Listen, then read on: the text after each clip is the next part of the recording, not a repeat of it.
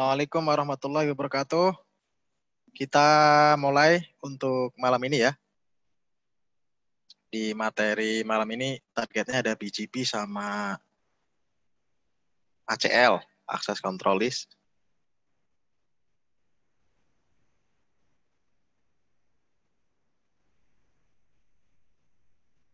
Oke, selamat datang buat Bapak Ibu yang sudah hadir.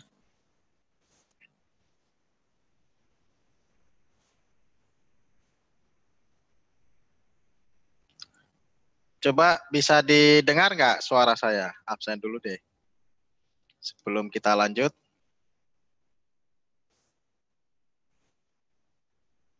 Oke, bisa kedengeran ya.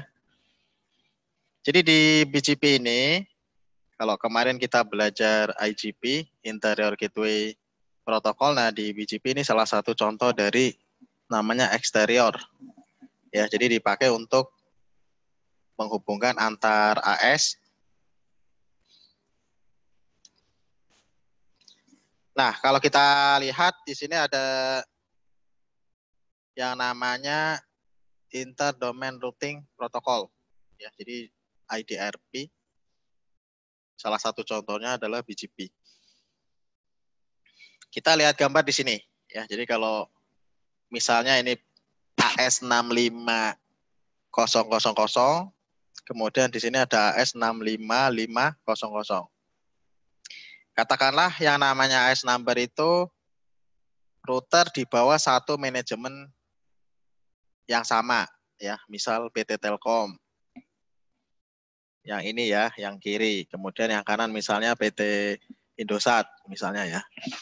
Jadi perusahaan yang punya AS number, ya, jadi router-routernya itu nanti kalau di dalam perusahaan sendiri, nah di sini nanti pakai yang namanya IGP, ada RIP, OSPF, EIGRP yang sudah kita pelajari kemarin.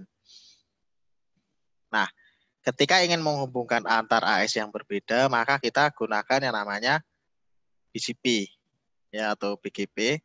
Jadi dipakainya di internet. Jadi kalau BGP sekarang, BGP itu implementasinya ya network internet. Jadi di internet yang dipakai BGP. Kalau teman-teman megang router yang connect ke istilahnya punya peering ya, peer ke BGP perusahaan lain, nah itu nanti kita bisa lihat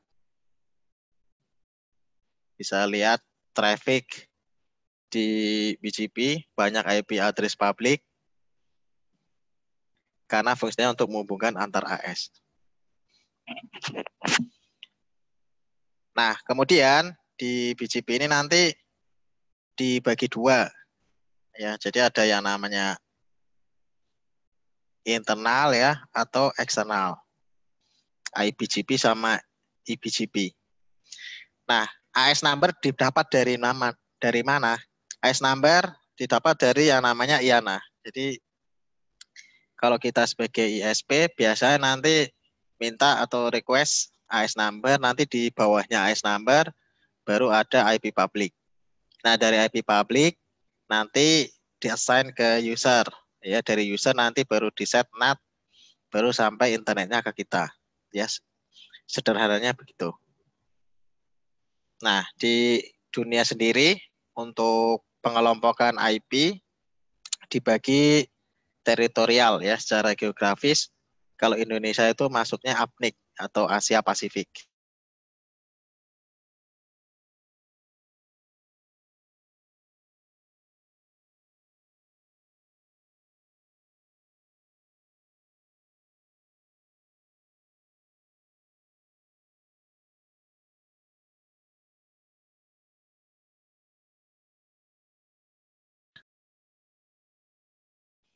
Jadi di RIR ini ya si regional internet registry itu manage AS number antara 1 sampai 64512.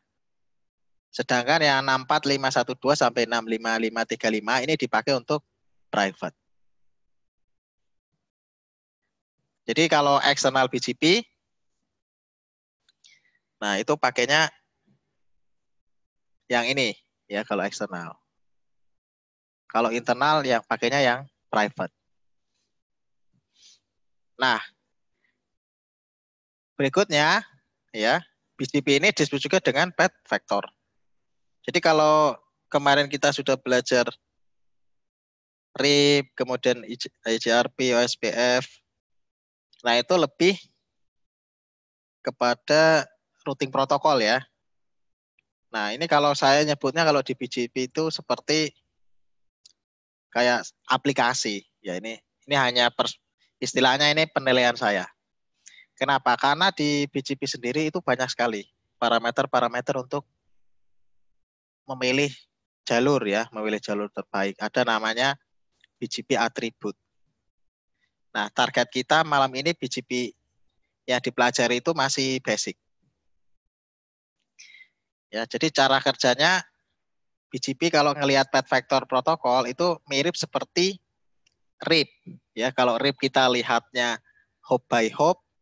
Nah, kalau di BGP kita ngelihatnya AS ya, AS by AS. Jadi ada namanya AS path. Jadi sekumpulan router. Jadi kalau di RIP ngelewatin satu router, dua router, tiga router. Nah, nanti kalau di BGP ngelewatin AS number punya perusahaan siapa, nanti lewat AS number punya perusahaan siapa.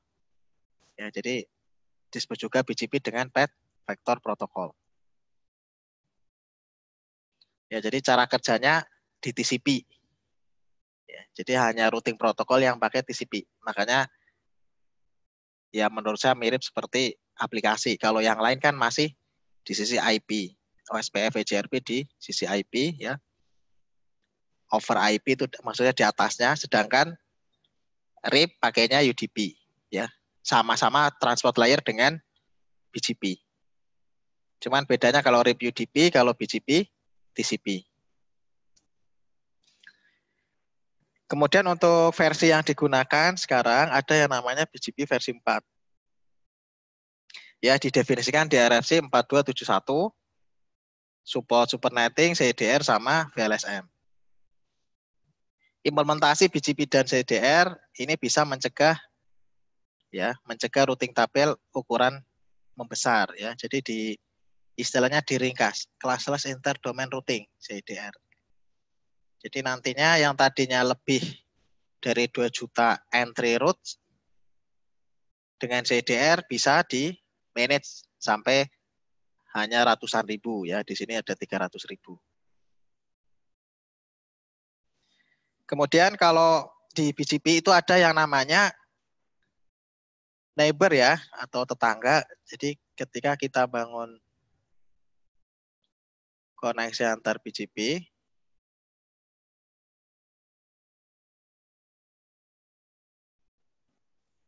misalnya kita punya router R1,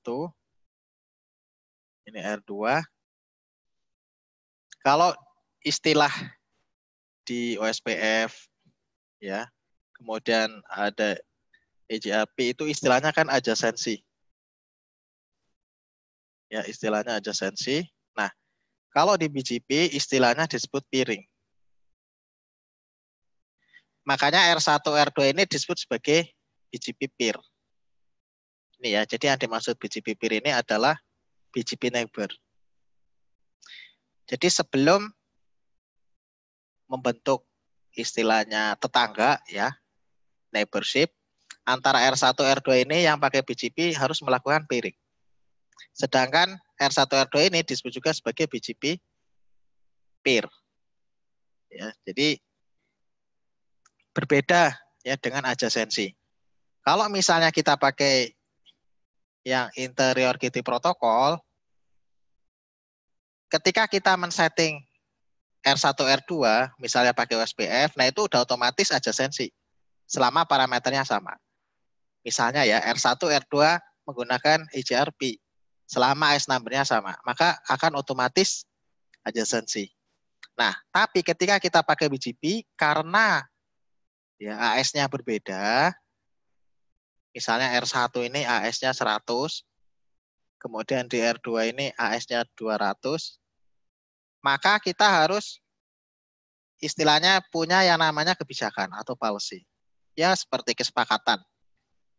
Ya, jadi misalnya kita punya network di sini R1, punya networknya banyak, R2 juga banyak. Nah, ketika ingin membentuk biji bibir, maka R1 R2 ini ya harus kesepakatan bagaimana? Ya R1 harus mengkonfigurasi IP-nya R2 berapa, AS number-nya berapa. Ya, kemudian di sisi R2 juga sama. R2 harus mengkonfigurasi IP-nya R1 berapa, kemudian AS number-nya R1 berapa. Jadi dan syaratnya pun kalau kita ngomongin eksternal BGP itu harus direct connect, ya harus terhubung langsung. Jadi mindsetnya BGP ini ya karena beda perusahaan, beda AS number, maka perlu beberapa kebijakan ya pembicaraan yang harus didiskusikan terlebih dahulu sebelum konfigurasi peering BGP. Ini konteksnya di eksternal BGP. Kalau misalnya konteksnya di internal, ya maksudnya di router sendiri, ya nggak perlu, ya istilahnya nggak perlu izin dan sebagainya, karena kan router kita. Tapi tetap kita harus mengkonfigurasi manual, ya peer R1 R2 konfigurasi tetap dilakukan manual. Agar apa? Agar menjadi neighbor, ya atau tetangga. Berbeda dengan di interior gateway protokol. Ya itu ketika kita nyeting OSPF, EJRP, RIP itu udah jadi tetangga tanpa kita mengkonfigur manual. Ya, jadi dua router ya yang membentuk TCP connection. Jadi koneksi TCP untuk pertukaran routing informasi maka disebut juga dengan BGP peers. Kemudian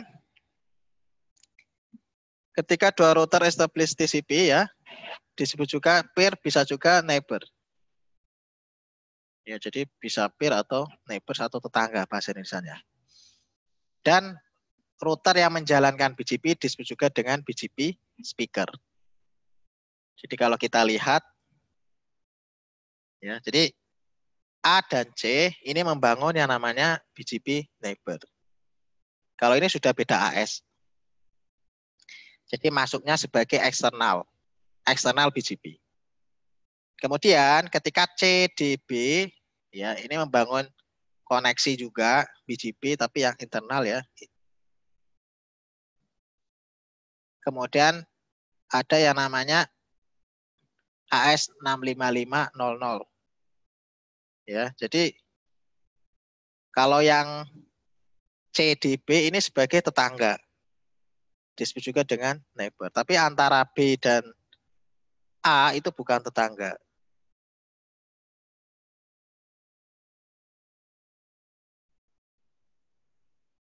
Ya, ini BGP.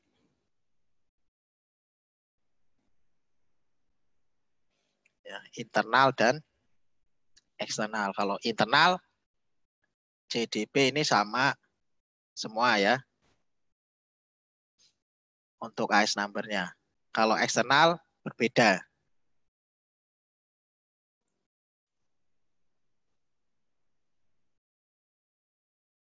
Sebentar saya ada telepon dulu ya.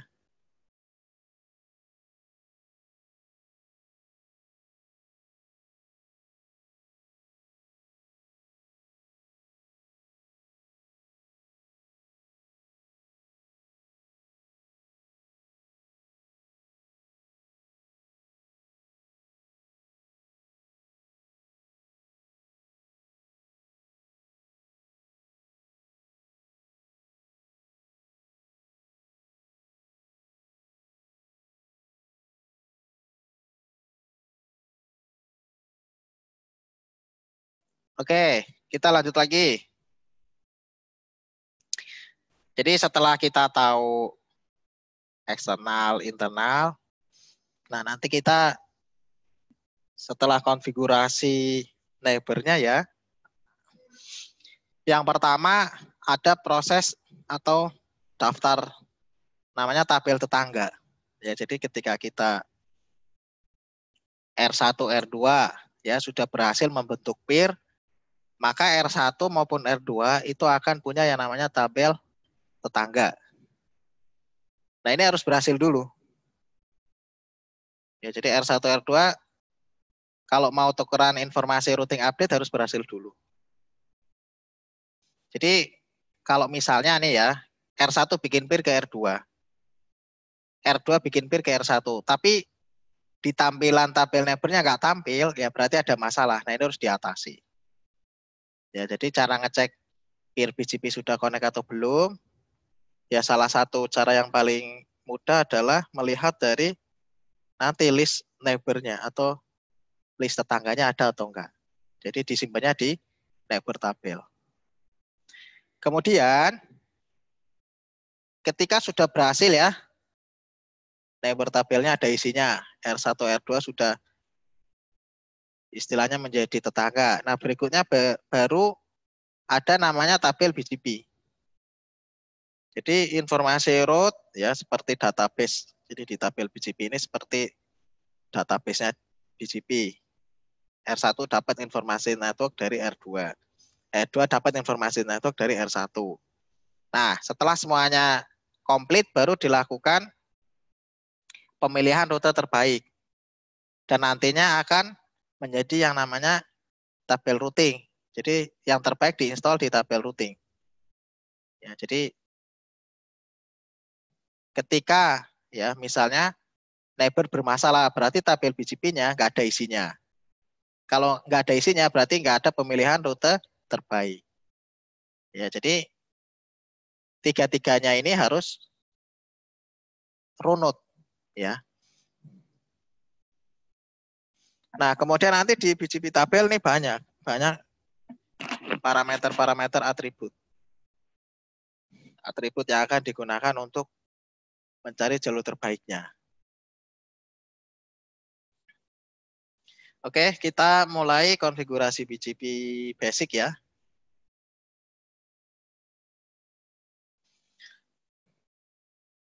Yang pertama,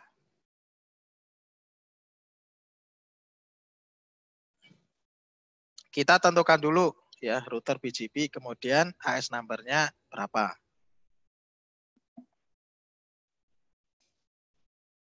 Autonomous system. Ya, jadi autonomous system ini nilai kalau kita misalnya pakainya di internal ya pakainya yang private. Oke, kita langsung praktek. Misalnya ya, kita punya R1 dan R2. Jadi R1 dan R2 ini akan membentuk yang namanya peer BGP. Bagaimana cara konfigurasinya? Nah, ini disebutnya sebagai eksternal. Ya, jadi nanti R1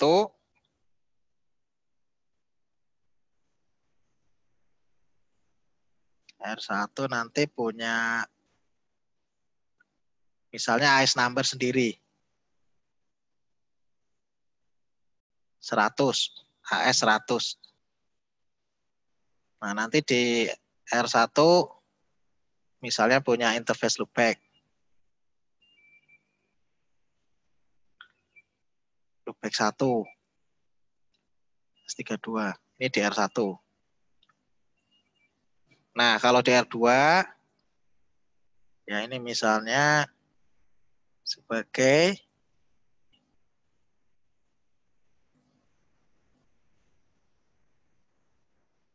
misalnya di R2 ini ya di sini OSPF area 0.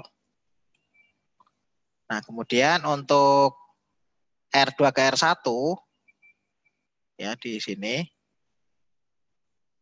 nanti ada koneksi sendiri ya. R2 ke R1.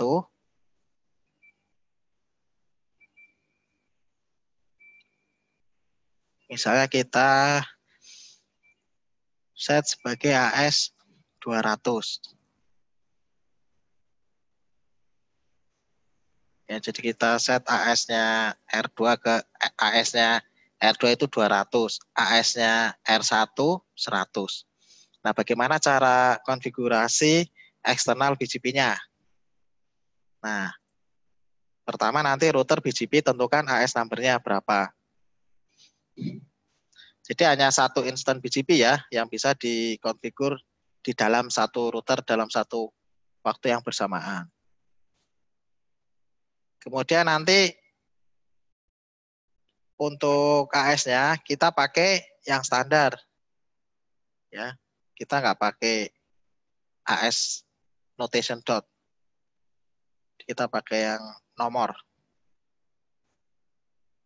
Nah, ini cara bikin neighbor-nya. Ini contoh di C ya. Router BGP 65102. Jadi AS number-nya C 65102.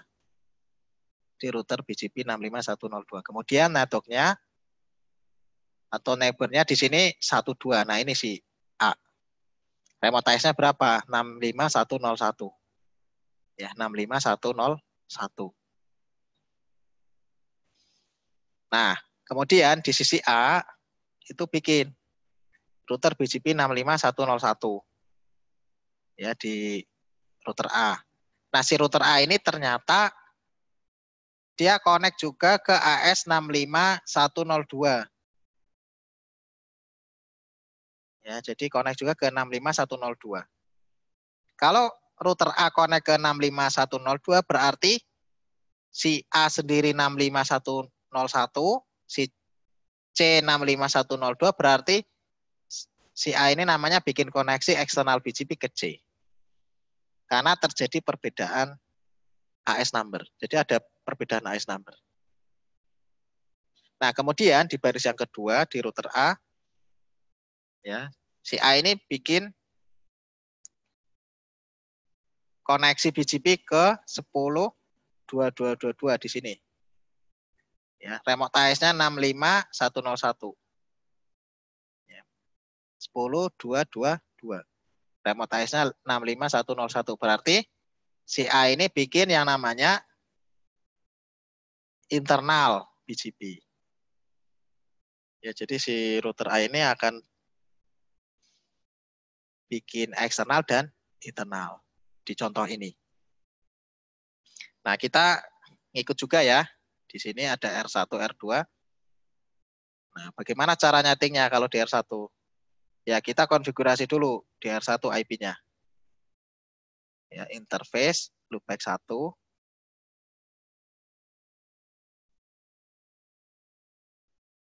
Kemudian FA00. 12, 12, 12. 1 ya, karena R1. 0, no shutdown. Nah, setelah itu bisa langsung bikin BGP. Dengan cara apa? Ya, router, BGP. AS number-nya berapa? Punya R1, 100. Setelah itu tentukan neighbor-nya, yaitu IP-nya si FA00R2. Neighbor 12, 12, 12, 2. Nah, remote AS-nya, jadi remote AS itu artinya AS punya R2. Di sini 200. Nah, ini konfigurasi di R1 bikin neighbor dulu ya. Kemudian di R2. Nah, di R2 kita bikin yang sama ya, bikin eksternal BGP, tapi kita konfigurasi IP-nya dulu. Conf T interface FA00 IP address 12 12 1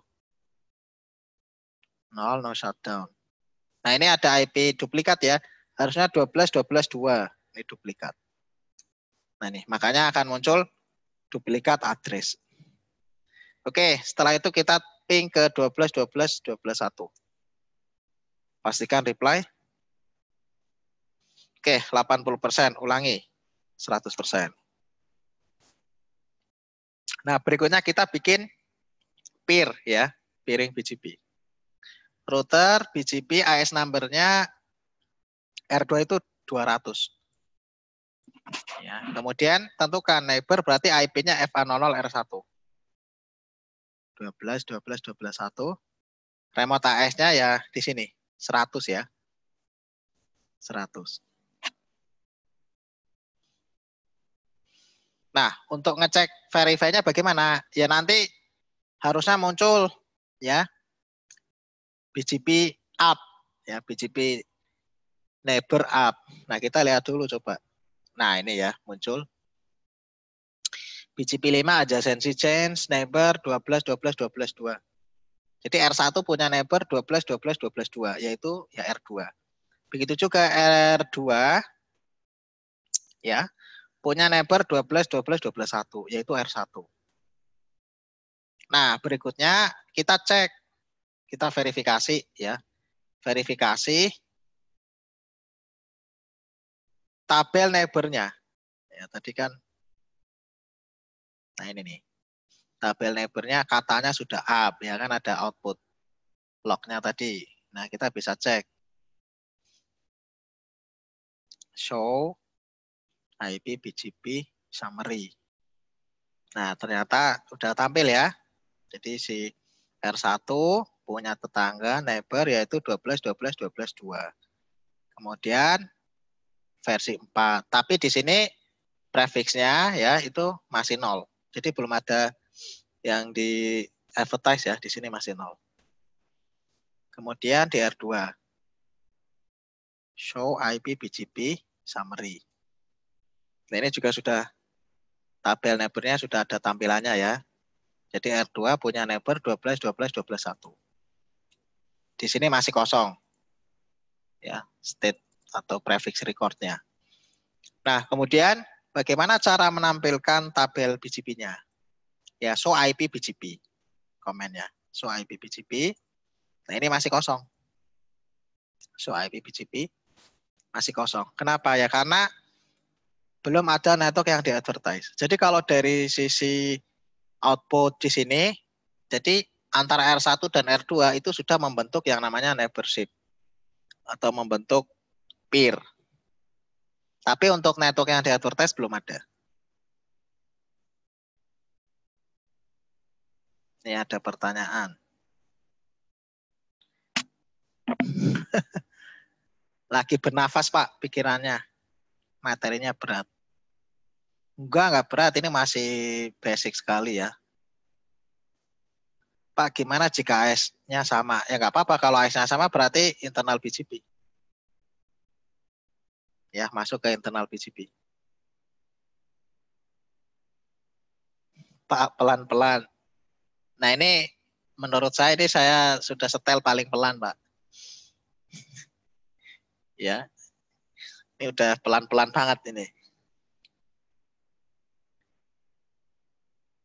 Oke, jadi kalau AS-nya sama, namanya ya antara R1, R2 kalau AS number-nya sama, namanya internal BGP. Kalau AS number-nya berbeda, namanya eksternal. Penggunanya bagaimana? Ya kalau internal itu ya dipakai di perusahaan sendiri. Jadi kalau di perusahaan sendiri, contoh ISP.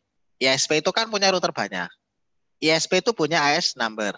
Nah, di dalamnya pasti menjalankan BGP. Kenapa? Ya karena nanti dia punya customer banyak. Customer itu kan harus connect ke router-routernya ISP. Sehingga apa? Ya AS number-nya kalau ISP-nya sama ya router yang berada di bawah ISP tersebut punya AS number yang sama. Makanya itu yang dinamakan dengan internal BGP. Tapi ketika ISP-A misal connect ke ISP yang lain atau ISP B, nah itu berarti connect ke AS number yang berbeda. Nah, disitulah baru dipakai yang namanya external BGP. Jadi ada eksternal, ada internal.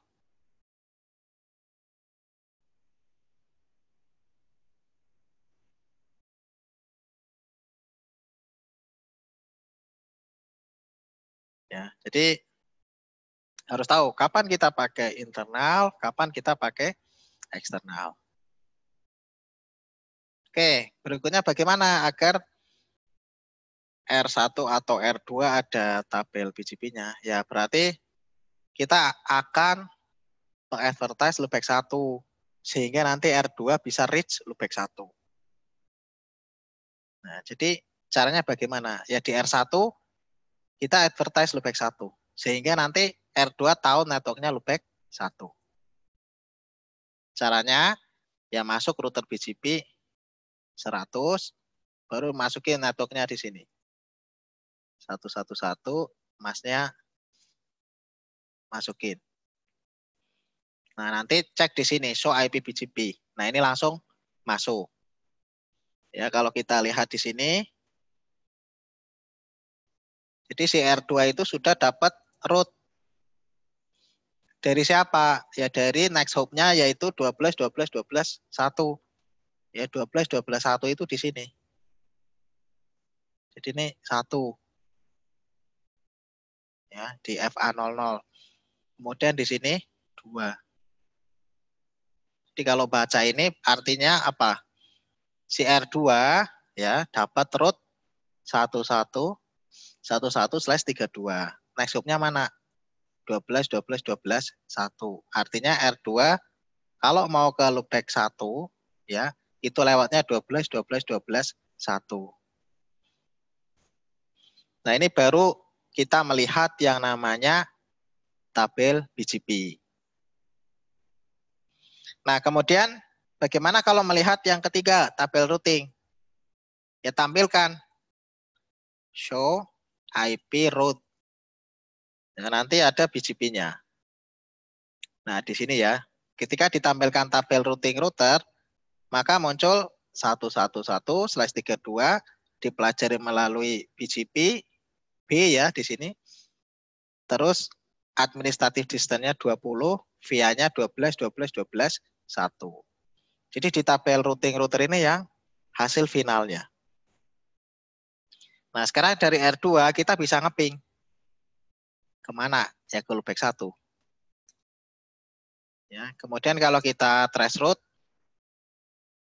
111, maka akan lewat 12, 12, 12, 1. Nah, di sini.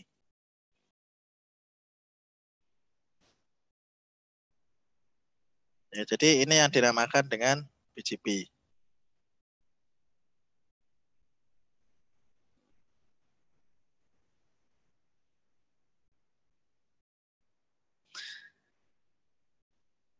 Oke, kita lihat pertanyaan yang lagi tadi. Pakai tracer nggak support internal BGP Pak ya? Betul. Ya, jadi pakai tracer nggak bisa mensimulasikan internal BGP Pak. Harus pakai GNS3.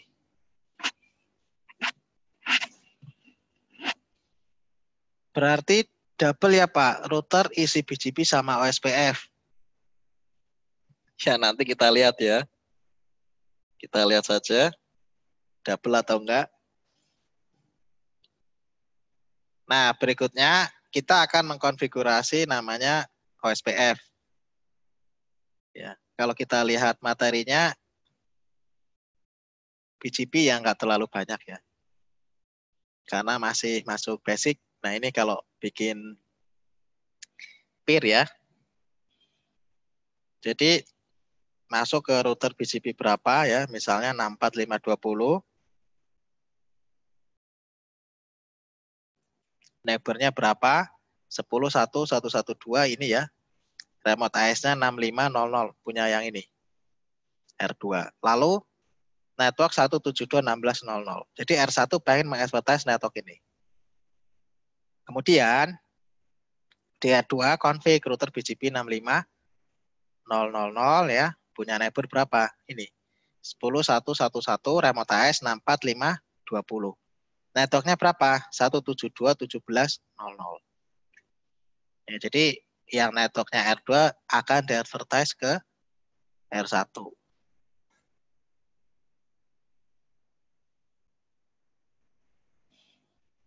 Oke, kita lihat lagi. Nah, ini kalau ditambahin lagi ya di R1, R2. Nah, di R2 kalau di sini 65.000 ya. Kalau networknya seperti ini bagaimana? Ya di sisi R2 itu harus masukin. Ya, masukin network yang mana? Ya, network di sini 10.220 itu 10.220. Setelah itu berapa? 10.444. Nah, masukin 10.444. Jadi fungsinya neighbor ini untuk membentuk peer dengan router lain ya. Fungsinya network ini untuk mengadvertise networknya ke dalam BGP. Jangan bingung. Karena di BGP ini kan kita bikin peer-nya kan manual ya. Jadi harus nentuin neighbor-nya kemana IP-nya. Terus size number-nya neighbor berapa. Oke, ada yang nanya lagi nih.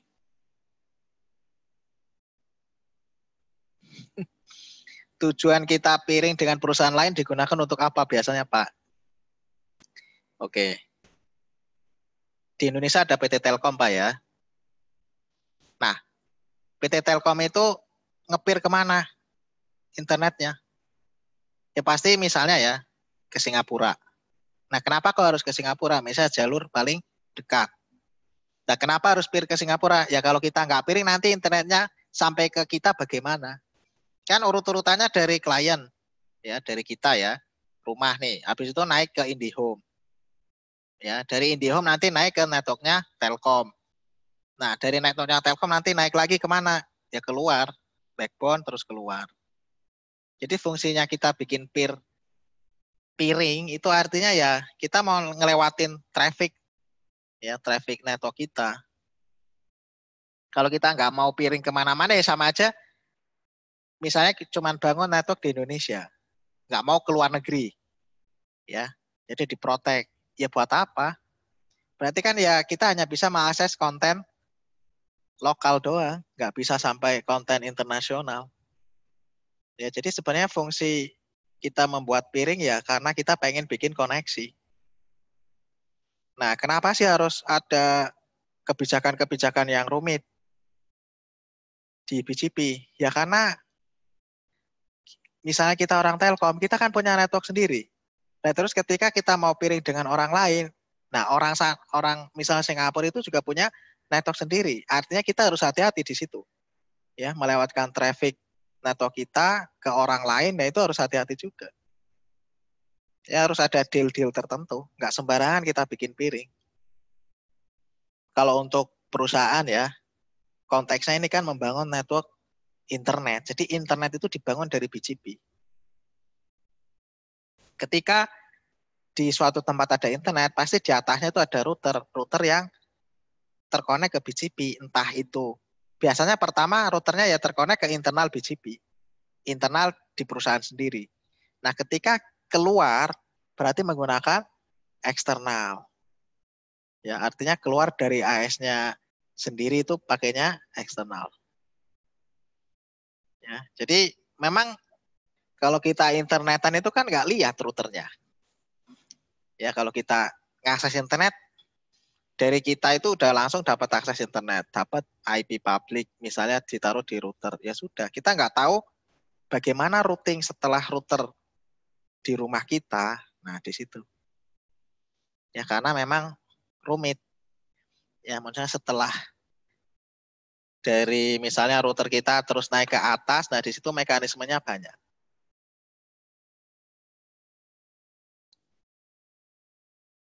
Nah, berarti BGP eksternal dipakai di router ISP. Ya nggak cuma di ISP itu nggak cuma pakai eksternal, tapi bisa juga internal. Internal untuk di dalam kantornya, eksternal ketika mau connect ke ISP induknya atau ke ISP yang lain. Ya tergantung mau bikin peering kemana. Ya sama aja kita mau mengkoneksikan network kita. Ya misalnya punya sekolah, sekolah kita pakai BGP. Nah kita mau mengkoneksikan network kita ke bikin peer ya, langsung ke Telkom. Ya, jadi Pak saya minta jalur dedicated mau bikin peer BGP. Nah berarti kan network yang kita manage itu nanti bisa langsung ke internet ya. Istilahnya lebih seperti kita punya ISP sendiri kalau sekolah pakai BGP.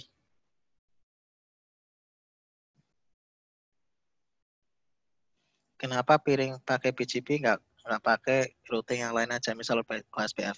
Nah kalau piring BGP di internal itu pakainya IJP, Pak. Ya kalau di internal itu bisa pakai statik, bisa pakai OSPF, bisa pakai RIP, bisa pakai EGRP.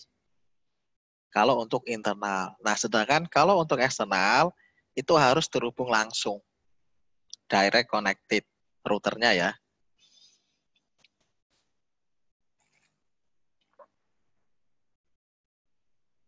Oke, lanjut lagi. Nah, ini makin banyak lagi. Di router 2 itu connect ke eksternal ya. Kalau connect ke eksternal sini 10 1 1 1 1. Itu ke eksternal ya, ke R1. Kemudian di bawahnya ke 33 berarti kemana? Ke R3. Remote AS 6500. Nah, ini internal. Kalau yang neighbor ini internal. Kemudian karena 192.168.33 ini loopback, maka perlu ditambahkan yang namanya update source. Ya. Kemudian di next hop self ini diarahkan nanti ke sendiri ya.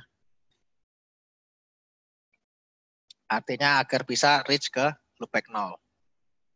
Kemudian network yang di advertise yang mana? Nah, ini baru ditambahkan comment network.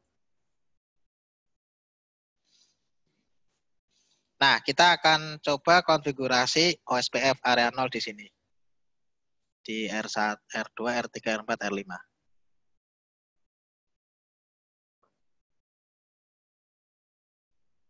Di R5 kita tambahkan loopback ya. Loopback 5.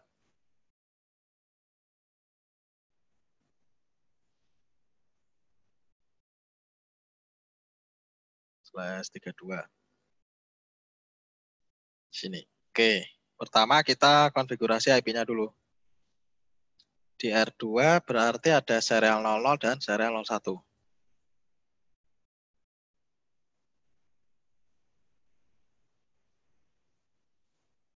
IP address 23, 2 ya. No, shutdown. Interface serial 01.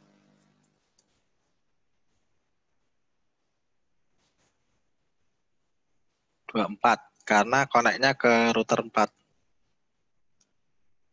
No, shutdown. Verify 23 2 24 2. Oke, berikutnya R3.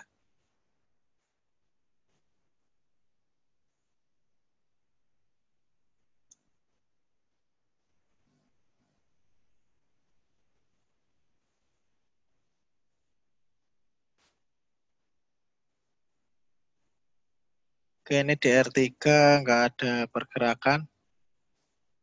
Saya shutdown stop dulu. Start lagi. Oke.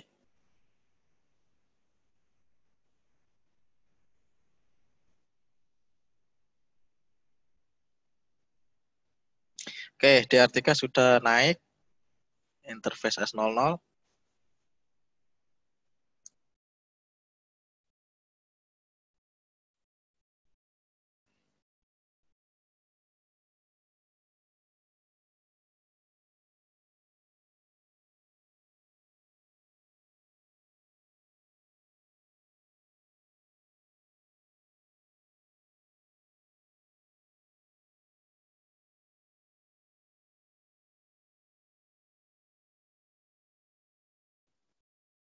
R3 sudah, berikutnya R4.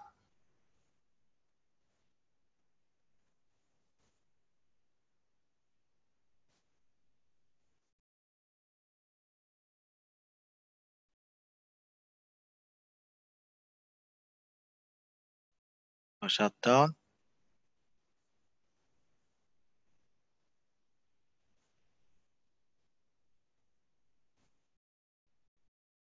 Berikutnya yang terakhir R5.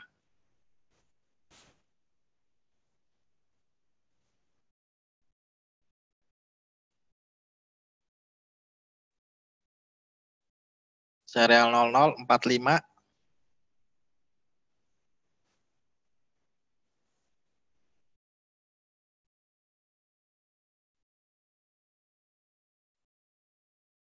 35.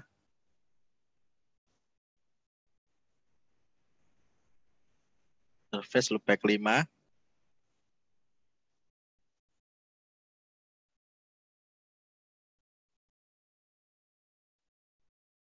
Oke, 45, 5, 35, 5. Oke. DR4, 45, 4. Ya. 24. Nah, ini 24, 2 ini harusnya.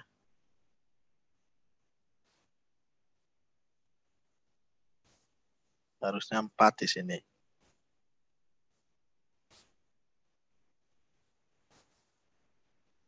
Kita lihat di R2. 24, 24, 24, 2. Nah ini. 24, 24, 24, 4. Oke, pertanyaan saya bagaimana caranya konfigurasi OSPF di R2, R3, R4, dan R5 secara cepat dan tepat. Coba Bapak Ibu siapa yang tahu?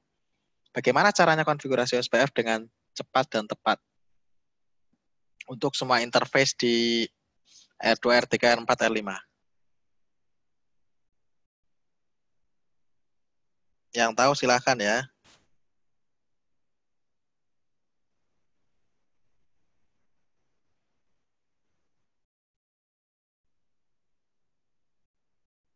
Gimana caranya konfigurasi SPF agar cepat dan tepat?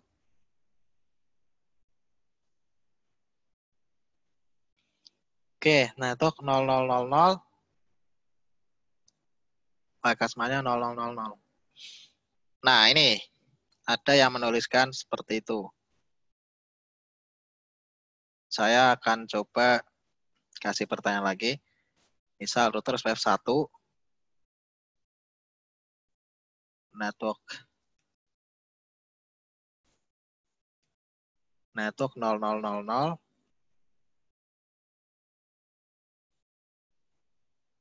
Nah ini nanti minta tolong dijawab yang benar yang mana. Saya lagi tulis di chat. Nah, router SPF 1 network 0000, wildcard masknya 0 semua, atau router SPF 1 networknya 0000, wildcard masknya 255 semua area 0. Yang benar yang mana? Yang atas atau yang bawah? Saya tuliskan di chat.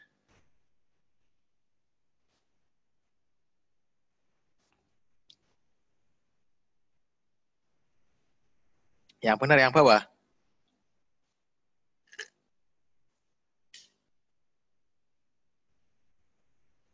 Oke, katanya yang bawah. Oke. Kalau begitu saya mau masukin yang atas. Ya, saya mau masukin yang atas di semua router. Mulai dari router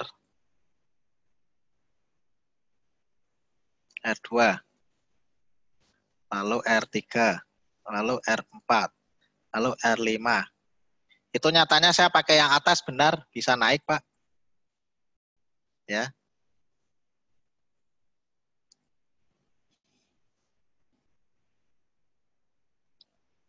Jadi yang atas, ya, kalau kita lihat network 0000, ya, wildcard masknya 0000.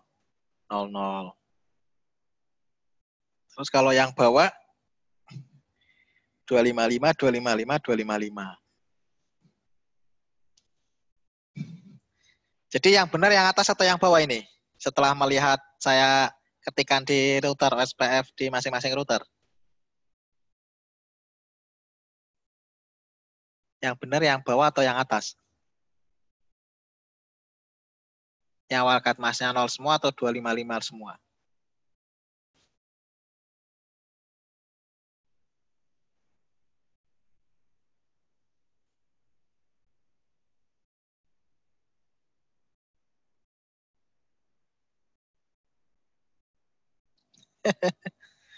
Oke, ada yang bilang dua-duanya benar. Oke, kita praktekin satu lagi ya. No router SPF, saya hapus. DR2 saya hapus. DR3 saya hapus.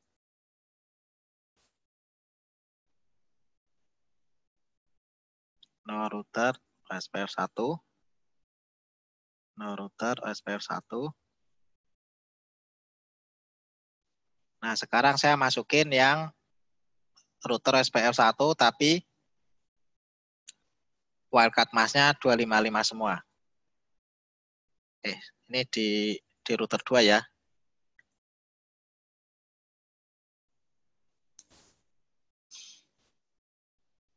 Oke, masukinnya di router 2. 3 dan 4.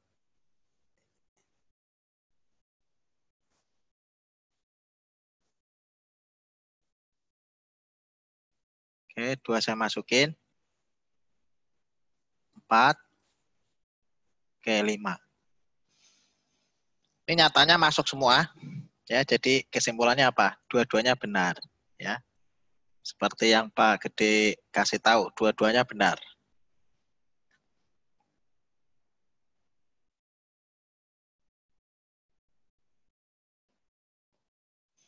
Oke, berikutnya.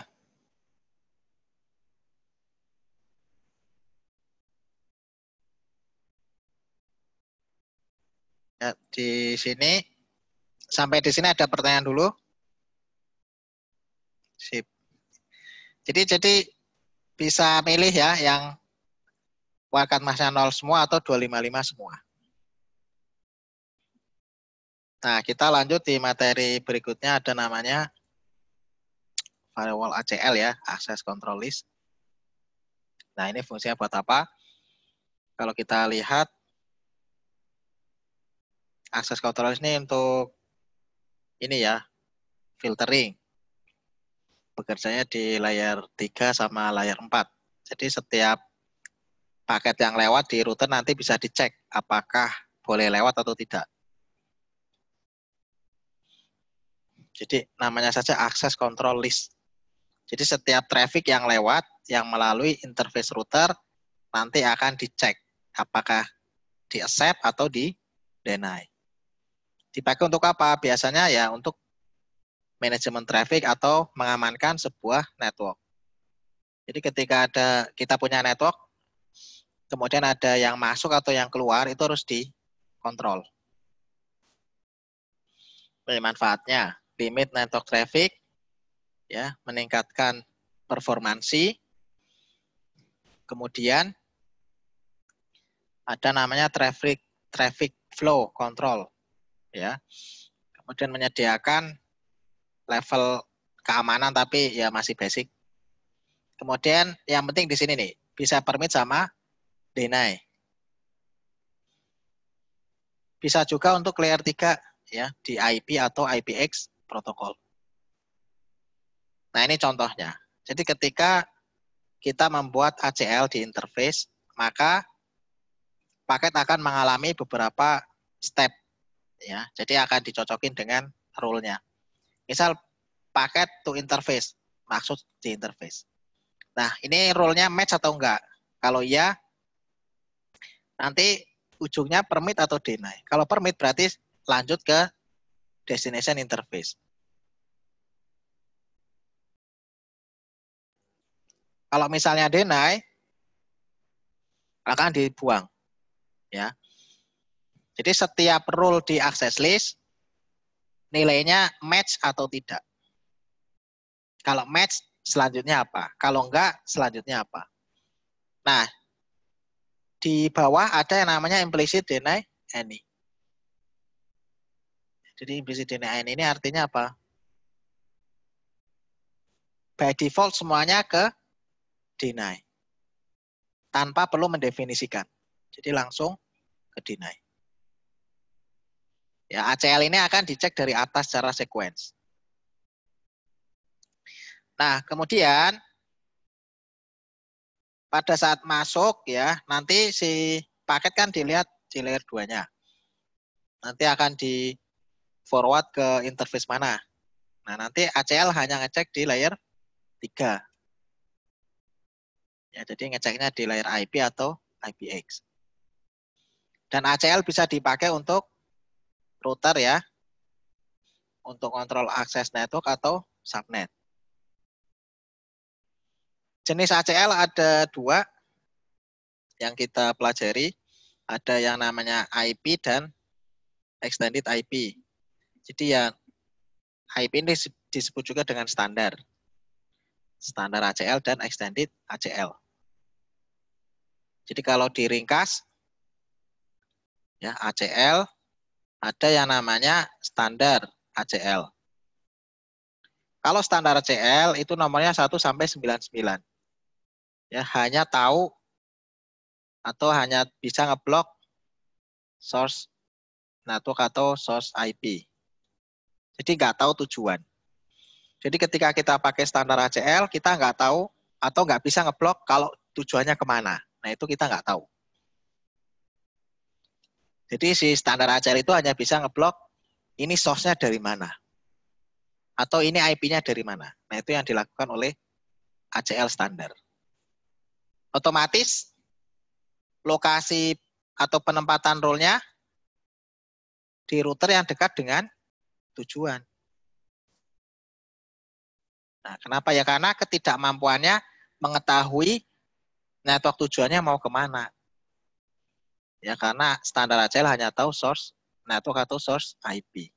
Kemudian yang kedua ada yang namanya extended ACL. Nah, ini ringkasannya. 100 sampai 199 ya, bisa tahu source destination IP atau source atau destination network ya. Kemudian bisa tahu source atau destination port address. Jadi kalau yang ini layer 3 ya, port address itu layer 4. Jadi bisa tahu TCP UDP. Nah, penempatannya di router dekat atau di router dekat sumber atau source. Dekat ya. Penempatannya di router dekat sumbernya. Nah, ini ringkasannya dari access list standar dan ACL. Nah, kita lanjut di sini. Jadi nomornya IP extended itu dari 100 sampai 199. Kalau yang standar 1 sampai 99. Jadi nanti ketika kita mau bikin ACL standar atau extended, ya nanti disesuaikan ya dengan tujuan kita bikin rule-nya untuk apa. Nah, ini ada yang namanya inbound dan outbound. Kalau inbound ya, jadi paket masuk di router, maka akan dicek ya, di routerkan, root atau bridge, setelah itu dicek tabel entry-nya.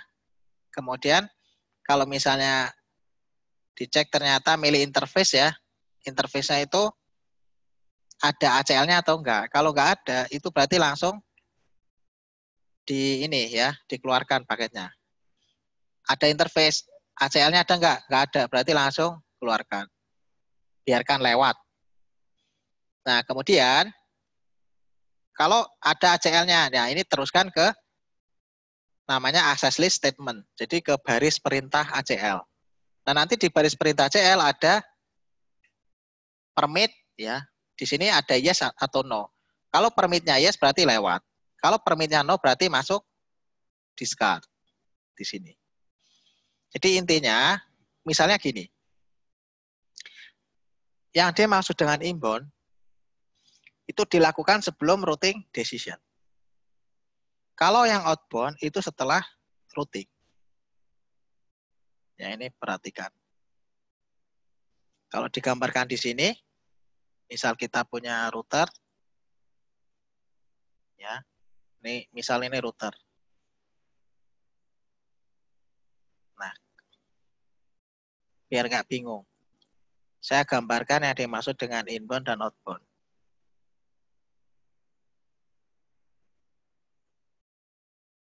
Ini saya sebut sebagai in, dan ini sebagai out.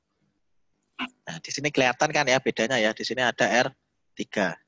Kalau in artinya apa? Ya ini artinya inbound. Ya, jadi paket yang masuk mengarah ke R3. Ya, jadi yang masuk menuju ke R3. Kemudian kalau paket yang outbound itu yang bagaimana? Yang keluar dari R3. Ini konteks yang dipelajari adalah akses control list untuk Cisco. Ya, jadi berarti di proses in ya, paket itu belum masuk ke tabel routing. Makanya ini nih belum, istilahnya router itu belum melakukan routing decision. Jadi baru mau masuk router di interface itu sudah dicek dengan ada ACL-nya atau tidak, permit atau deny. Sedangkan misalnya routingnya ada di dalam sini. Nah, sedangkan bedanya out itu berarti sudah di sini berarti sudah masuk ya. Setelah itu lewat routing, setelah itu baru keluar. Nah, nanti di sini ada pengecekan ACL. Jadi kalau outbound itu dilakukan setelah routing decision. Ya, jadi itulah bedanya inbound dan outbound.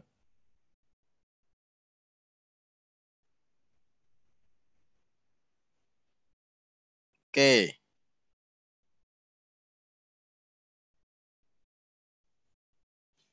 Mudah-mudahan nggak bingung ya. Bagaimana untuk konfigurasinya? Nah, kita pakai komen namanya access list. Terus nomornya berapa? Terus ada permit atau deny. Ya, dan test condition. Kalau mau menghapus tinggal ketik no access list number. Kalau mau masukin access list bisa pakai access group.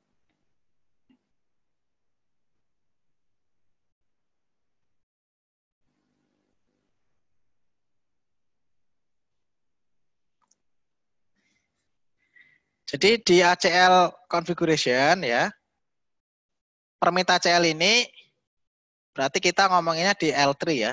L3 itu layer 3. Jadi ketika tidak match, nanti akan diteruskan dengan rule berikutnya. Ya, jadi pokoknya ketika masuk ACL, itu pasti ada action yang terakhir kalinya. Misalnya permit atau deny. Nah, ini contoh. Ya, contoh konfigurasi ACL. Access list 6 ya, deny. 172.13.00, kemudian dituliskan wildcard mask-nya di sini. Jadi bikin rule ACL seperti ini. Access list 6, permit 172.000. Setelah itu wildcard mask-nya ini. 0255, 255, 255. Nah, nanti dimasukin di interface. Ya, interface in 0, IP access group. Nah, 6 ini untuk manggil. Manggil dulu di sini, in atau out. Kalau mau menghapus, pakai no access list 6. Nah, ini saya contohkan.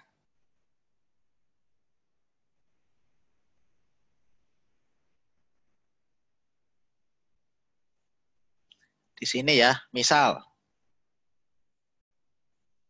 Nah, kita punya laptop. Setelah itu ada switch, ada router, ada server ya. Misalnya ini server 1.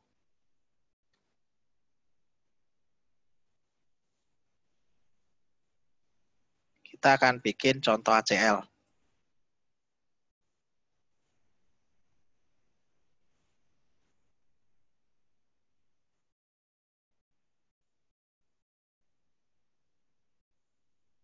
Misalnya networknya yang laptop 10, kalau yang server 172.16.10. Nah, ini kita konfigur di router. Di router IP-nya 11. Ya, di sini.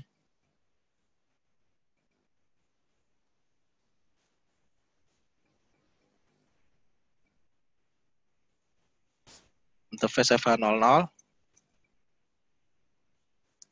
IP-nya 11 ya. Shutdown interface FA01. IP address 172.16.11. Shutdown. Kita konfigur laptop 0. Misalnya IP-nya 111. 11 gateway-nya. Ini 12.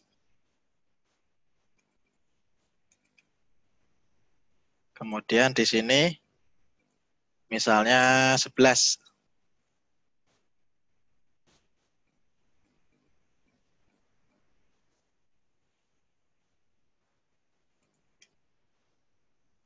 Nah, kalau kita lihat sekarang, laptop 0 mau ke server, sukses ya, di sini sukses. Laptop 0 mau ke server, sukses. Di sini nggak ada ACL, semua traffic boleh lewat. Ya, kalau kita contoh, kita lihat prosesnya.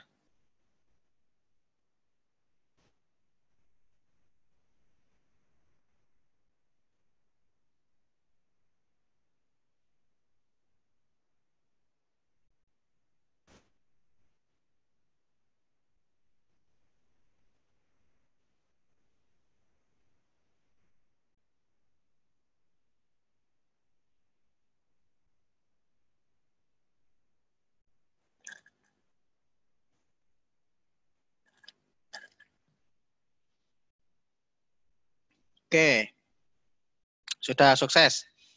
Nah, berikutnya misalnya kita ingin mengimplementasikan standar ACL. Ya, rule-nya laptop 0 ya dilarang mengakses server. Laptop 1 diperbolehkan mengakses server. Nah, ini contoh ya. Ini contoh standar ACL. Berarti kalau dari sisi rule-nya, laptop 0 dilarang mengakses server. Ya, access list. 1 ya, deny. Laptop 0 berapa IP-nya? Tadi 11. 681.11. Nah, ini pakai wildcard mask karena host jadinya 0000. Access list, misalnya 1. Berikutnya laptop 1 diperbolehkan mengakses server. Berarti permit 192.168.112.0000. Nah, ini contoh rule sederhana. Ya, jadi laptop 0 mau ngakses server tidak boleh. Laptop 1 ngakses server boleh. Nah, rule-nya seperti ini. Nah, nanti role-nya ditaruh di interface mana? Ya, yang paling efektif itu ditaruh di interface.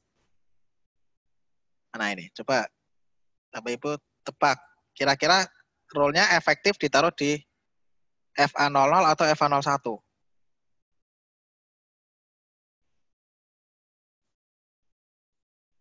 FA00. Oke.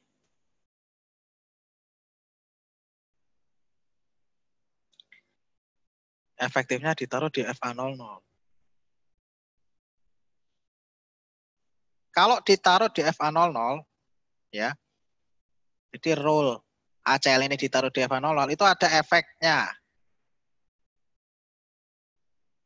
Ya. Efeknya apa? Nanti laptop 0 ketika mau pergi ke network selain server, misalnya nanti ada koneksi network yang lain, laptop 0 nggak bisa kemana-mana. Ya, itu efeknya ketika ditaruhnya di FA00. Bagaimana kalau ditaruh di FA01? Nah, itu yang benar, ditaruh di FA01.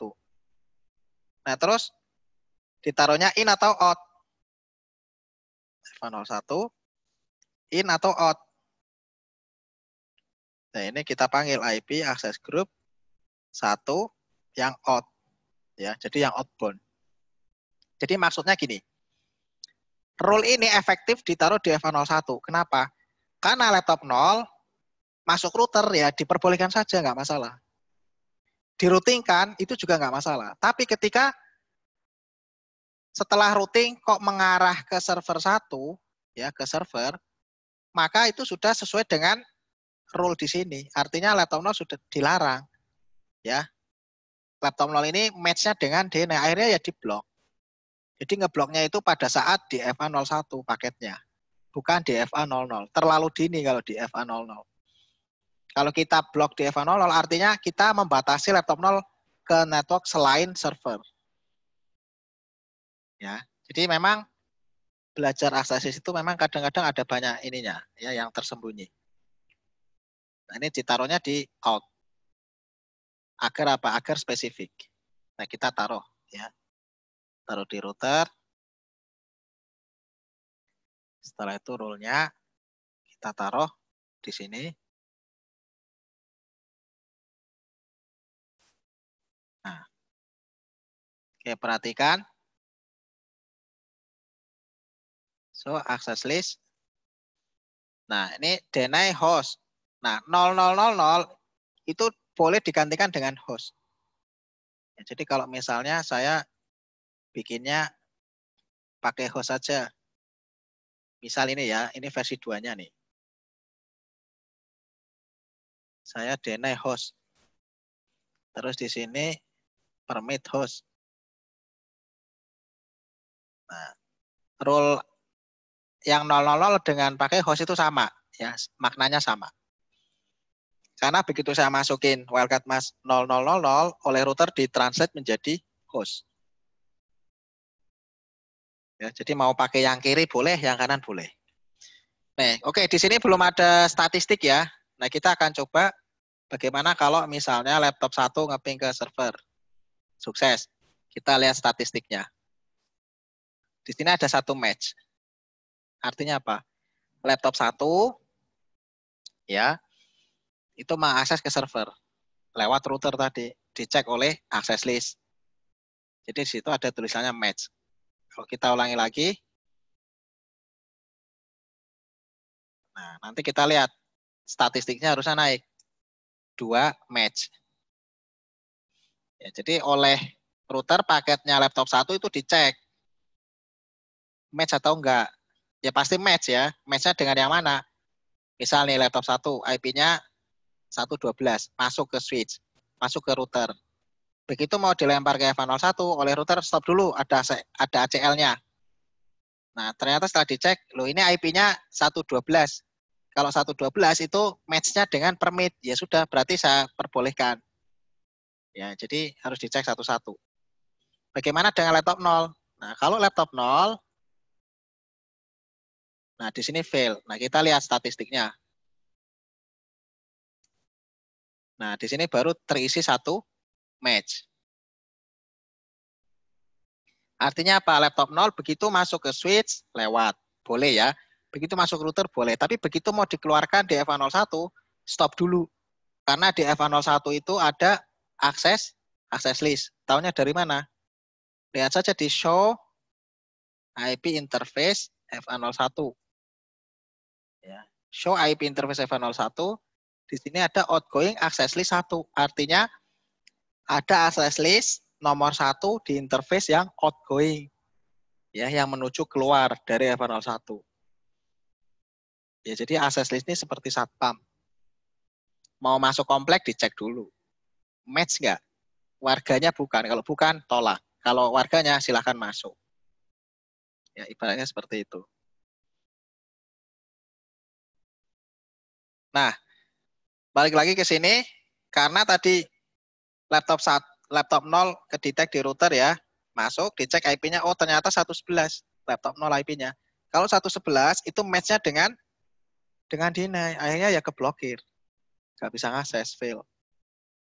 Kalau kita lihat simulasinya,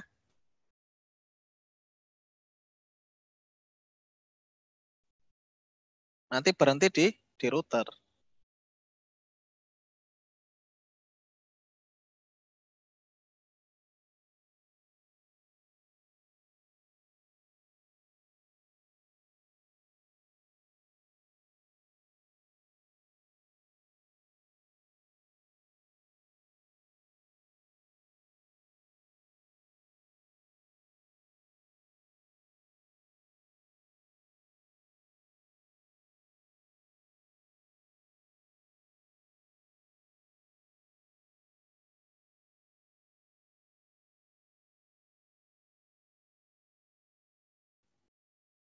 Kelihatan ya tadi paketnya begitu di router, ada tanda silangnya ya, nggak bisa sampai ke server. Nah itu artinya keblokir. Nah ini salah satu contoh implementasi dari access list.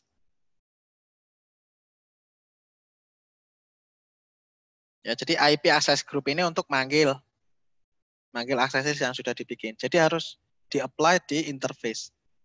In atau out. Nah ini tadi wildcard mask. Kalau 0 itu artinya harus dicek, harus match. Kalau 1 boleh di-ignore. Ini sudah dibahas kemarin. Hati-hati menggunakan wildcard mask. Ya, jadi, nah kemudian ada namanya any, kemudian ada namanya host. Kalau any itu artinya semuanya. Kalau host itu spesifik satu host. Ya, jadi host itu menggantikan 0000. Ya tadi saya masukin 0000 digantikan oleh router menjadi host. Tapi kalau any itu semuanya ya, 255, 255 semuanya. Semua IP masuknya ke any. Nah ini tadi show access list sudah kita contohkan. Bisa ngelihat urutan komen dan statistiknya. Nah, show IP interface tadi kita lihat ada kalau di sini outgoing access list 1. Ya kalau di sini inbound access list 2. Nah, show running config nanti bisa dilihat konfigurasi ACL-nya. Show running config. Nah, ini ada access list 1 deny host, permit host. Jadi kelihatan. Nah, tadi standar ACL ya sudah dibahas. Jadi ada option remark. Remark ini sebagai deskripsi. Jadi ketika kita bikin rule, ada remarknya atau ada informasinya ya. Si rule tersebut buat apa? Itu namanya remark. Nah, kalau mau menghapus access list, pakai no access list. Nah, ini contoh saya mau menghapus access list 1. Cukup no access list 1, maka semua rule-nya habis. Hilang. Do show run. Nah, di sini sudah nggak ada lagi access list. Nah, kemudian ada yang namanya extended. Kalau extended, dia bisa ngeliatin source destination-nya. Bisa ngeliatin tipe protokol, ya, port address-nya berapa. Nah, contohnya ini, access list 114 permit TCP. Nah, berarti kita tentukan protokolnya dulu ya. Setelah itu IP source-nya 172.16.60. Ini source-nya. Setelah itu 000.255. Ini wildcard mask-nya. Ya, setelah itu ada any. Nah, ini any itu artinya semuanya. Ya, jadi kita tentukan source network-nya, setelah itu destination network-nya. Kalau misalnya kita mau spesifik protokol, tentukan di sini ada namanya EQ ya. EQ itu equal. Nah, ini banyak opsi-opsinya.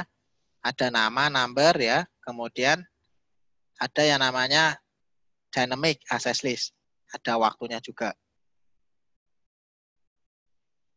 Nah, parameter yang perlu diperhatikan di extended yaitu parameter source dan destination.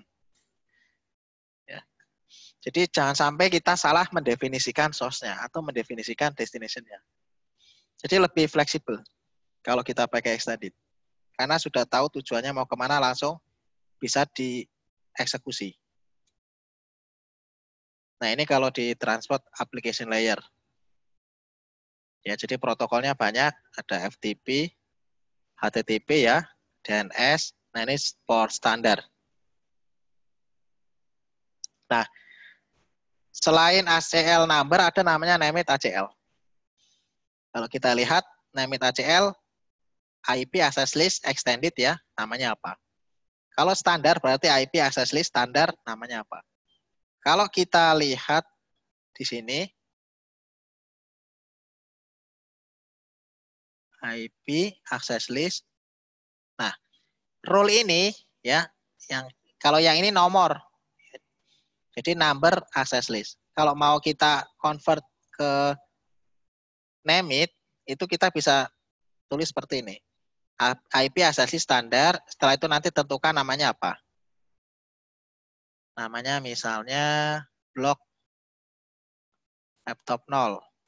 Nah, setelah itu tentukan optionnya apa. Deny atau permit. Ya, kita tentukan deny ya, host 192.168.1.11. Setelah itu permit host 192.168.1.12. Nah, ini kalau misalnya kita mau remark, bisa juga blok laptop 0 ke server. Ya. Nah, kita lihat show run. Perhatikan, di sini ada IP access list standar. Ya. Jadi IP access list standar ini komen. Setelah itu blok laptop 0. Nah, ini namanya apa? Ya, jadi kita bikin namanya apa?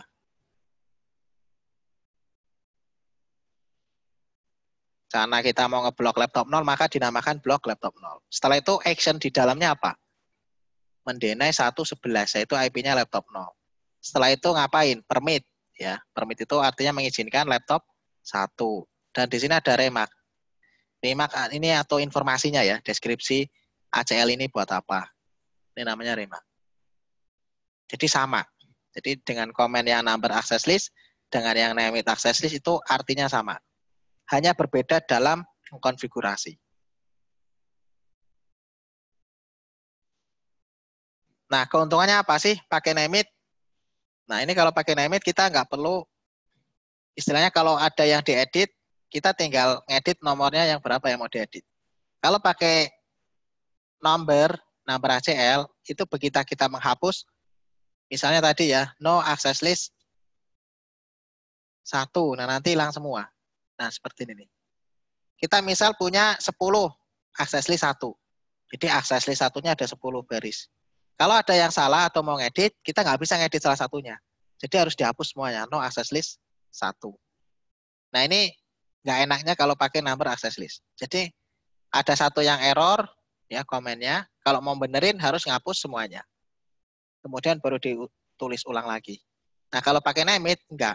Kita nanti tinggal ganti ya, nomornya mau yang mana yang mau diganti. Ya, karena apa? Karena IP standar list ini ya, kalau kita show access list itu ada nomornya 10, 20. Nah, ini nanti kita bisa insert, ya dimasukin atau diedit. Nah, ini menempatkan ACL kalau extended naruhnya di source traffic, kalau standar taruhnya di destination. Ya, tadi ACL itu salah satu implementasi dari firewall. Jadi ada namanya paket firewall, ada content firewall, ada apa lagi? Selain paket, application. Ya. Di sini ada application gateway. Jadi firewall itu luas. Kemudian nanti ada juga firewall yang software base, ada yang hardware base. Nah, itu bisa dieksplor.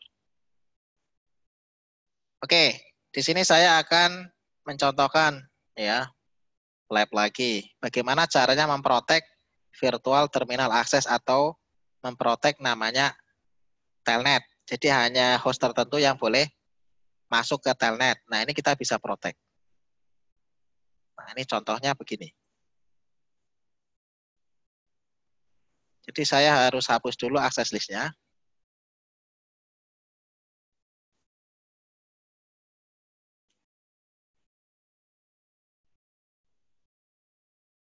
To show access list, pastikan tidak ada access list. Oke, sudah kosong. Nah, misalnya saya bikin role begini. Hanya laptop 1 yang boleh login telnet ke router 0. Selain itu di blok. Nah, ini role-nya sederhana ya.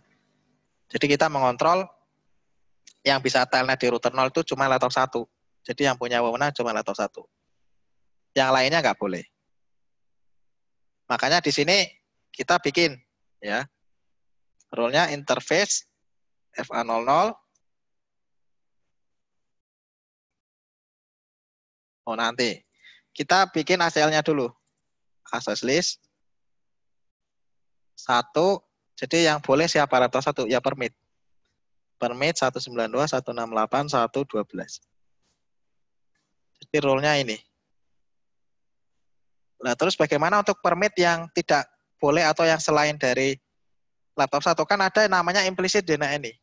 Ya, jadi kita memanfaatkan implicit deny any. Jadi jadi di bawah rule ini itu semuanya ke deny. Tadi di awal saya jelaskan namanya implicit deny any itu ke deny tapi enggak didefinisikan di komen. Ya, kemudian baru kita manggilnya di mana rule ini? Di line VTY 04. Setelah itu dipanggil akses kelas 1 in. Jadi siapapun yang mau masuk ke line VTY, tolong dicek ACL-nya, yaitu nomor 1. Ya, si router akan ngecek yang masuk sesuai dengan nomor 1 atau tidak. Ya, jadi logikanya, kalau di sini yang permit hanya 112 doang, berarti selain itu ke deny. Ya. Jadi logikanya begitu. Di sini line VTY 04, akses kelas 1. Akses kelas 1 in. Misalnya ditambahin password Cisco VTY. Terus login. Enable secret. Ini saya tambahin komen tambahan ya. Cisco Sec. Syukuran. Oke. Ini sudah ada aksesnya 1 permit host. Line VTY-nya juga sudah akses kelas 1 in. Ada passwordnya juga. Nah, kita bisa tes. Dari laptop 0 dulu. Akan mencoba telnet atau ping dulu. 1. Perhatikan di sini bisa reply ya. Kalau bisa reply artinya apa? Ada koneksi.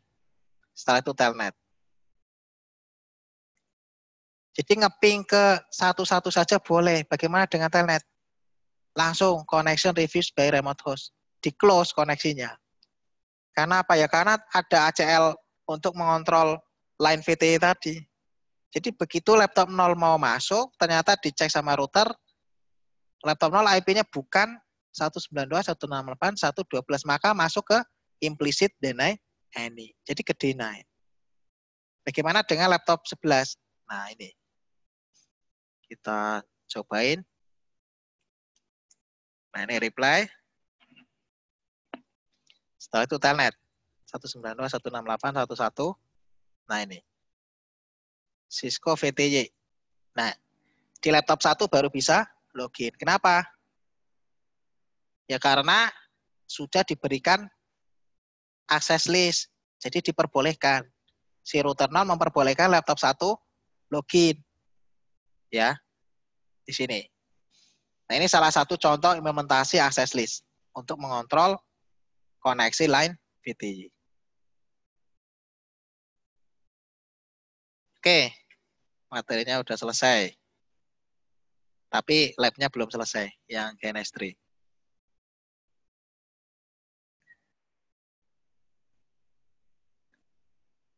Tanya Pak, berarti kalau kita ingin memblokir domain lewat port selain protokol, HTTP juga DNS-nya ya?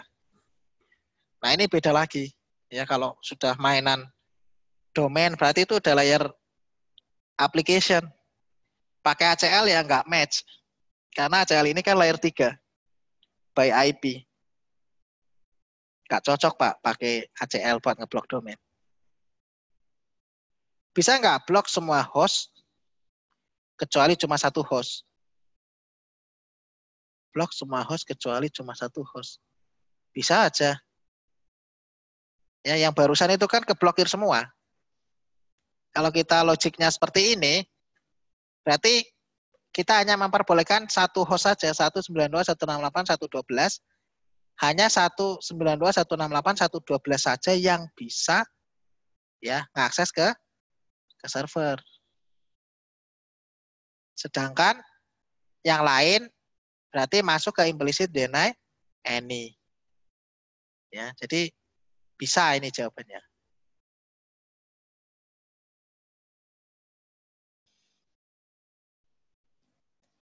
Oke, ini lanjut atau sudah?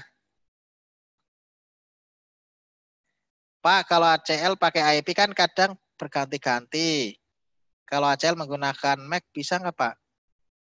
Nggak bisa Pak. ACL itu kan layer 3. Layer 3 itu IP. Kemudian bisa juga layer 4, ada TCP UDP. Kalau misalnya ngeblok pakai MAC, yaitu ada yang lain ya, bukan ACL tapi namanya. Bisa, tapi yang lain. Lanjut.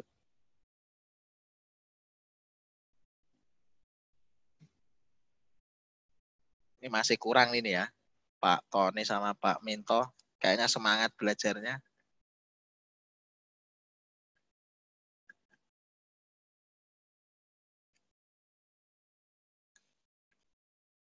Oke. Untuk ACL saya rasa sudah ya. Nah ini paling kita nyelesain topologi yang ini. Ya, di ACL lebih ringan materinya dibanding kemarin. Wah. Ya karena yang diajarkan yang ringan Pak. Yang extended, yang rumit enggak, yang dynamic, refleksif enggak diajarkan. Karena ACL sendiri kan banyak. Oke, sekarang masuk ke materi mana nih tadi? Sampai di R2 ya. Ini saya close dulu paket tracernya.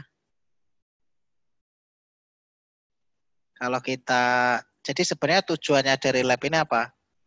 Jadi kalau kita di R2 ya, R2, R3, R4, R5 itu kan bangun OSPF. Ya, bangun OSPF. Nah, di sini misalnya ya, kita pengen agar OSPF-nya ini bisa ngeping ke loopback 1. Ya, jadi gimana caranya agar OSPF-nya bisa ngeping ke loopback 1?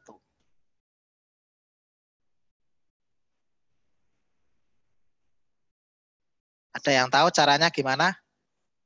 Bagaimana caranya agar network OSPF bisa ngeping ke loopback 1 yang ada di BGP?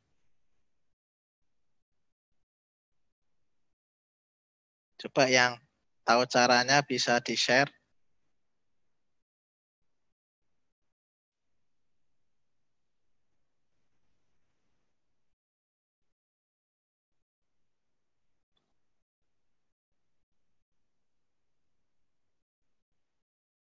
Redistribute default route.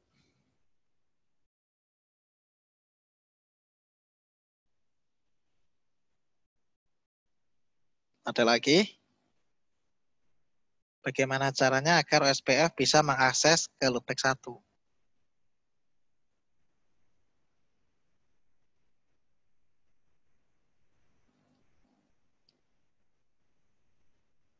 Oke. Bagaimana kalau kita misalnya konfigur ya di R2 ini.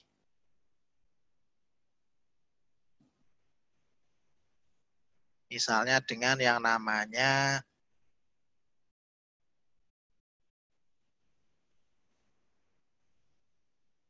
NAT. Ya, kita bikin access list. Access list 1 misalnya permit didefinisikan 23, 23, 23.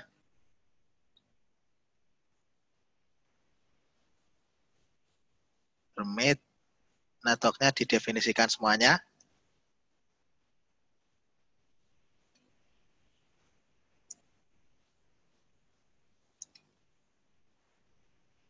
Tiga lima 350.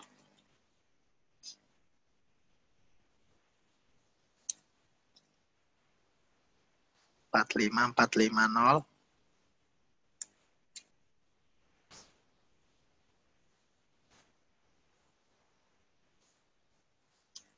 Permit loopback 5 juga. Kalau kita lihat show run as access list, maka di R2 diperbolehkan semua ya untuk access listnya. Nah, untuk apa kita perbolehkan? Nah, kita akan bikin yang namanya NAT. Ya, jadi nanti di interface S000 IP NAT inside interface S01 IP NAT inside. Interface FA00 IP NAT outside. Ini nggak tahu berhasil atau tidak. Sepertinya error di GNS3-nya. Ya. Error semua ini.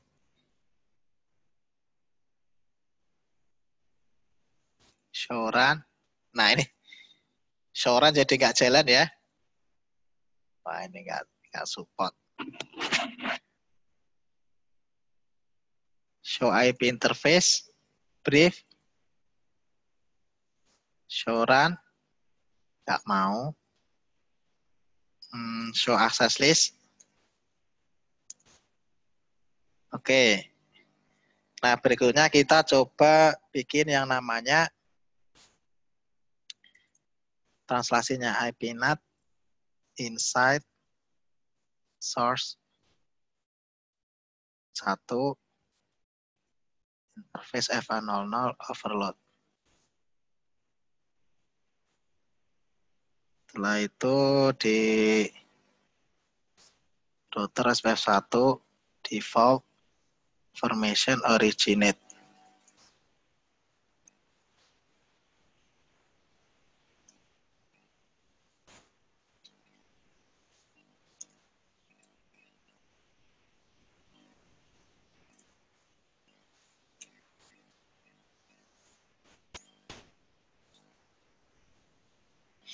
Oke, kita cek di R3. Nah, ini berhasil ya, ngeping ke 11.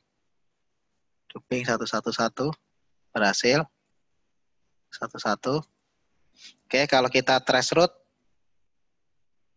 nih, ping 1111, source, loopback 5. Nah, artinya apa? Kita ngeping ke 11 dari source address 5. Nah, ini sudah berhasil. Nah, ping 111 source misalnya S00. Ini juga berhasil. Jadi ngeping ke 11 pakai serial 000 atau pakai serial 001. Nah, ini juga berhasil 100%. Nah, ini masuk di namanya materi NAT, Network Address Translation. Nah, kalau sebenarnya gini, teori dasarnya R2 ke kiri itu kan internet. Ya, R2 ke kiri itu internet. Kenapa ya? Karena pakai BGP. R2 bisa ngakses loopback 1 karena sama-sama IP public. Ya, R2 ke kiri. Sedangkan R2 ke kanan ini local network, pakainya OSPF area 0. Sehingga bagaimana caranya agar OSPF area 0 ini yang private network ini bisa mengakses loopback 1 di network public ya. Oleh karena itu kita di R2, karena R2 ini sebagai jembatan private ke public, maka bikin yang namanya NAT. Show run, nggak tampil ya konfignya. Nah ini gara-gara di setting NAT jadi seperti ini, memorinya kacau. Nah jadi intinya gini, saya tuliskan dulu di sini. Nanti bisa cobain sendiri konfignya. Jadi di R2 itu dikonfigurasi namanya, kalau mau bikin NAT ya, pertama bikin ACL dulu. ACL untuk semua network. Makanya tadi saya masukin access list 1 permit 23.23.230 ya. Access list permit 24.24, 35, 45 sama loopback 5. Nah, itu di step 1. Ya. Jadi di step 1 access list. Nih, saya tuliskan saja di sini permit misalnya 23.23.230. 255.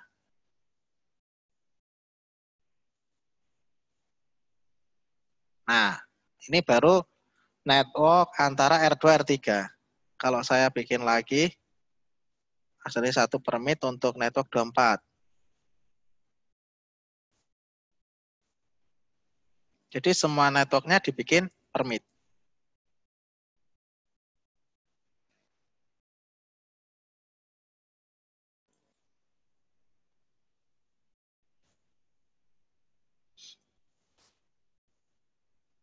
Tiga lima empat lima.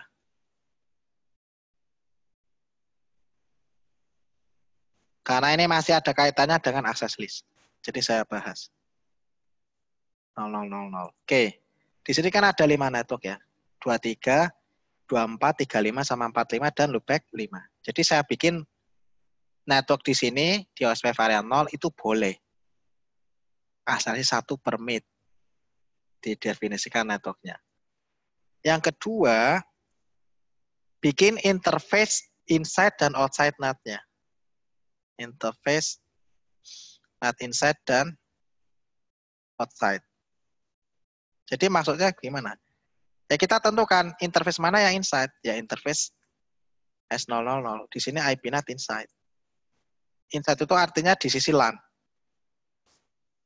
Kemudian interface mana yang outside? Interface FA00. Ini di sisi WAN. Ya, outside. Ini, komennya hanya ini saja. NAT inside, NAT outside. Kemudian yang ketiga, barulah ditranslasi. Ya, translasi. Ya, private network ke public. Sebenarnya nomor 1 ini kan private. Nomor 2 kita mendefinisikan mana interface inside, interface LAN, dan mana outside interface public. Setelah itu dilakukan translasi private network ke public. Tinggal IP NAT inside source list. Dari access list 1, ya. Setelah itu kita pakai interface yang ke internet yang mana? Ya, interface FA00. Setelah itu kita pakai namanya overload. Jadi keyword overload ini untuk menggunakan yang namanya PAT, Port Address Translation.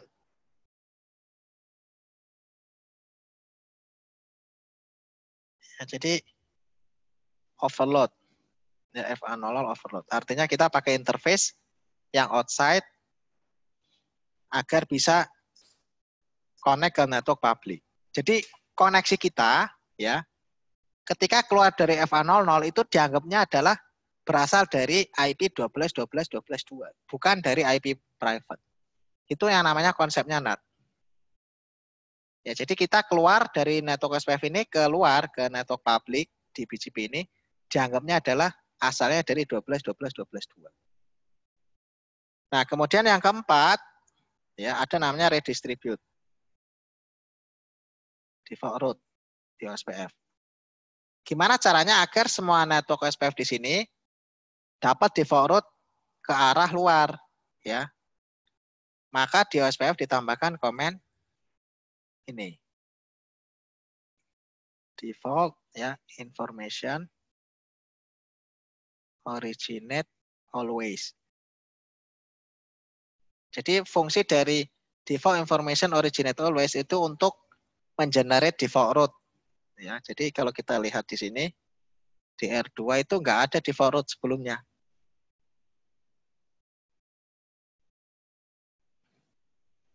Ya, di show IP route. Nah, di sini tuh nggak ada default route di R2.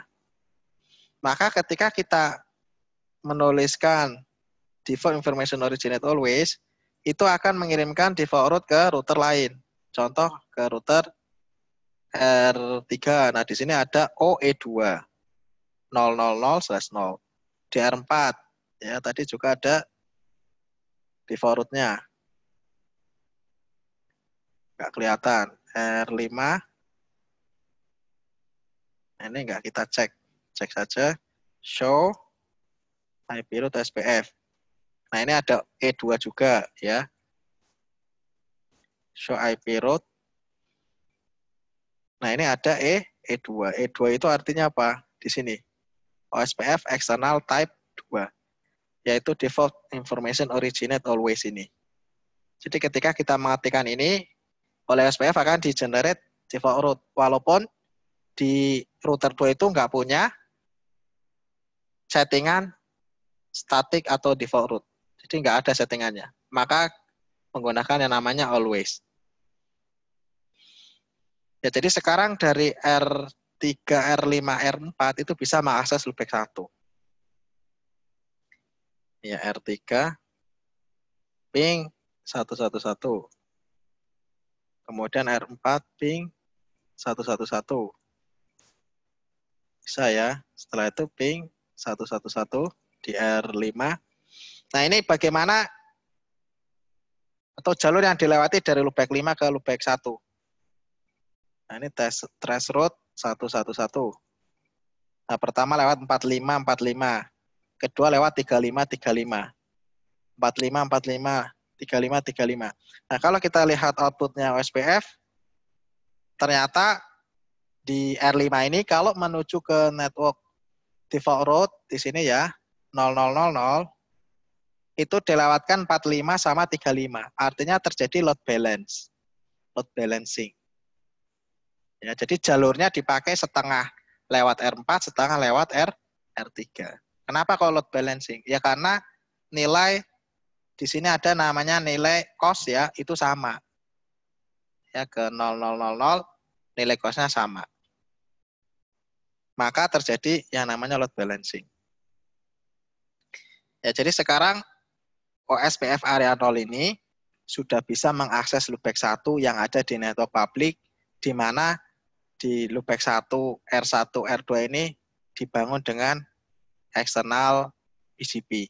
Di sini OSPF. Ya, jadi teknologi yang digunakan ini sudah ada namanya access list, ada namanya NAT, ada namanya OSPF, ada namanya BGP, ya, ada namanya redistribute default route. Nah, jadi mulai istilahnya kombinasi berbagai macam teknologi atau protokol.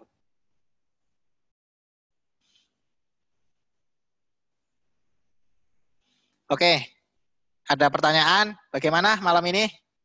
Tambah pusing atau tambah jelas?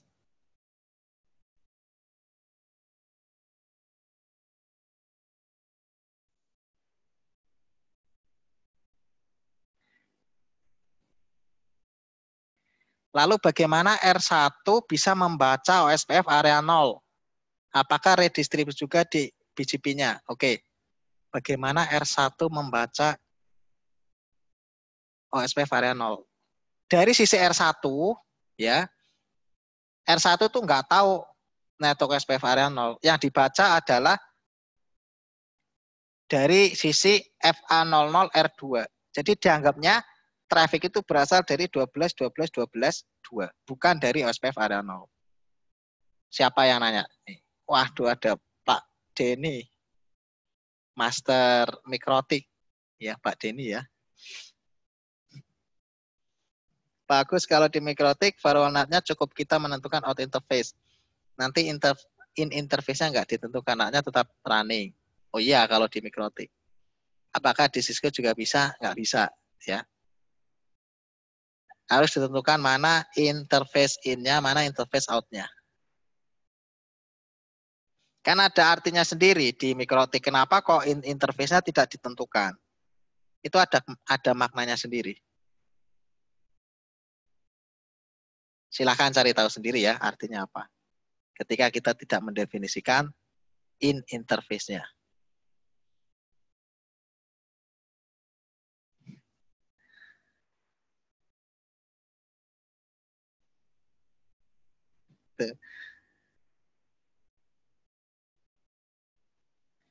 Di Mikrotik untuk dynamic routing tidak perlu out atau in interface. Nah, itu udah dijawab sama Pak Denny.